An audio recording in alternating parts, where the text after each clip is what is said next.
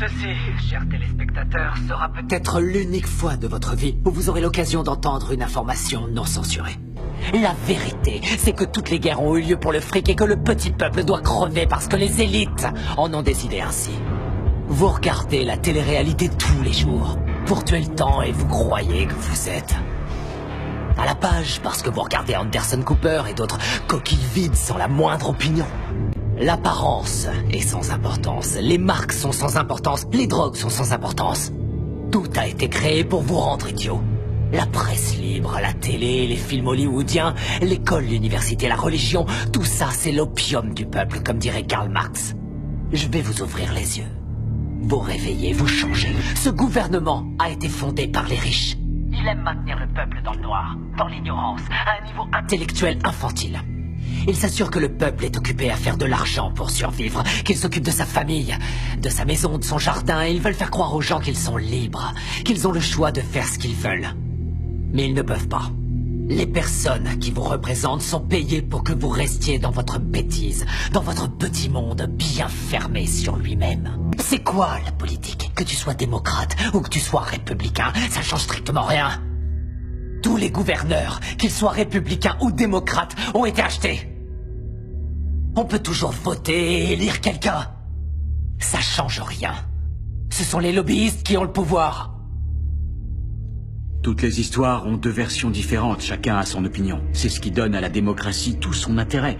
Le fait que nous puissions tous exprimer notre opinion. Ouais. Aussi longtemps que l'expression de ces opinions ne change rien. Je suis un vrai journaliste. Mais je crois aussi en l'ordre public et je crois en la Constitution. La Constitution est un mécanisme de contrôle pour les riches. L'ordre, c'est eux. Ils ont fait la Constitution pour protéger l'argent et les terres qu'ils ont volées. Les riches n'ont pas à craindre les lois et c'est partout dans le monde. Regarde les oligarques russes et les propriétaires allemands de l'industrie automobile, des chemins de fer, de l'industrie pharmaceutique. Ils ont tous utilisé le travail des esclaves sous Hitler. Pas vrai? Et les propriétaires de ces entreprises sont toujours les mêmes. La couronne britannique. Pas vrai.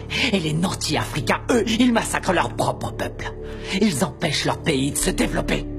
On lèche le cul des dirigeants arabes qui viennent avec leurs pétrodollars acheter des voitures de luxe à nos entreprises américaines pendant que quotidiennement ils exécutent leurs prisonniers.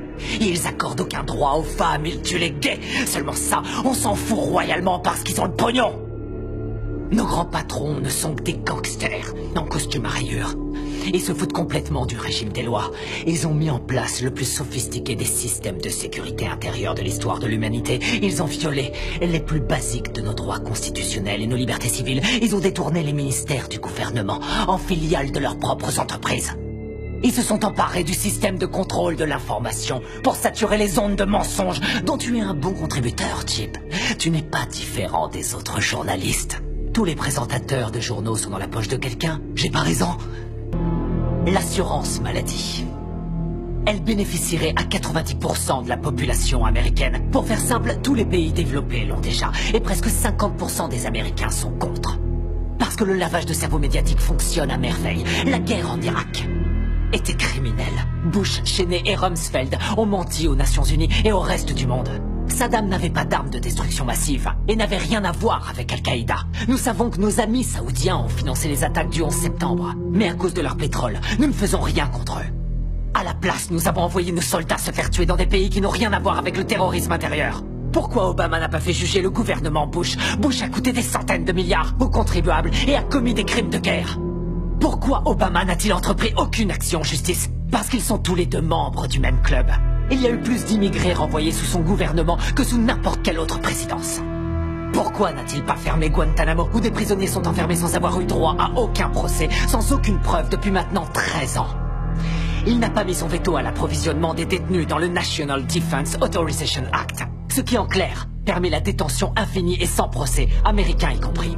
Nous avons une crise constitutionnelle aux États-Unis. Nous avons un État voyou, un État qui viole toutes les lois internationales, qui viole la Magna Carta, charte qui définit depuis 800 ans ce que nous appelons justice. Obama devrait être jugé pour ça et il devrait aller en prison.